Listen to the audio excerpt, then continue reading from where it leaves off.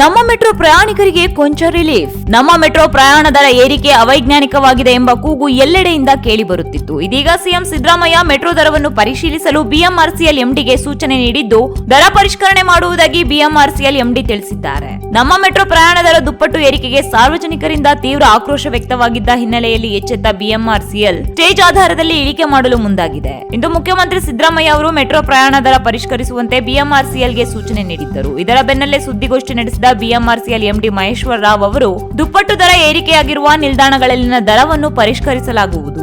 ಇದರಿಂದ ಪ್ರಯಾಣಿಕರಿಗೆ ಸ್ವಲ್ಪ ಮಟ್ಟಿನ ರಿಲೀಫ್ ದೊರೆಯಲಿದೆ ಎಂದು ತಿಳಿಸಿದ್ದಾರೆ. ನಮ್ಮ ಮೆಟ್ರೋ ಪ್ರಯಾಣ ದರ ಸ್ಟೇಜ್ ಆಧಾರದಲ್ಲಿ ಇಳಿಕೆ ಮಾಡಲಾಗುವುದು. ಮೆಟ್ರೋ ದರ 90% 100% ಹೆಚ್ಚಳವಾಗಿರುವ ನಿಲ್ದಾಣಗಳ ಮಧ್ಯೆ ಇಳಿಕೆ ಮಾಡಲಾಗುವುದು. 60% ದರ ಹೆಚ್ಚಳವಾಗಿರುವಲ್ಲಿ ಸ್ಲ್ಯಾಬ್ ಮರ್ಜ್ ಮಾಡುತ್ತೇವೆ. ಪರಿಷ್ಕೃತ ದರ ನಾಳೆಯಿಂದಲೇ ಜಾರಿಗೆ ಬರಲಿದೆ ಎಂದು ತಿಳಿಸಿದ್ದು, ಮೆಟ್ರೋ ಪ್ರಯಾಣಿಕರಿಗೆ ಕೊಂಚ ರಿಲೀಫ್ ಆದಂತೆ ಆಗಿದೆ. ಇದು 1 ಮಿನಿಟ್ ಪೊಲಿಟಿಕ್ಸ್.